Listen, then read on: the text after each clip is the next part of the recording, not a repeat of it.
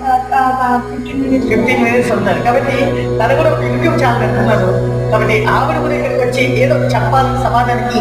ఎందుకంటే నిద్రపోతున్న హిందువులకి మన హిందుత్వం కోసం తెలియట్లేదు. కాబట్టి నిద్రపోతున్న హిందువులకి హిందుత్వం కోసం తెలియాలని పాపం తన యొక్క ఫ్యామిలీతో ఇంత దూరం వచ్చి ఇలాంటి విషయాలను తెలియజేస్తున్నారు. కాబట్టి దయచేసి హిందువులారా నిద్రపోటు కానీ రాత్రి పూట నిద్రపోండి.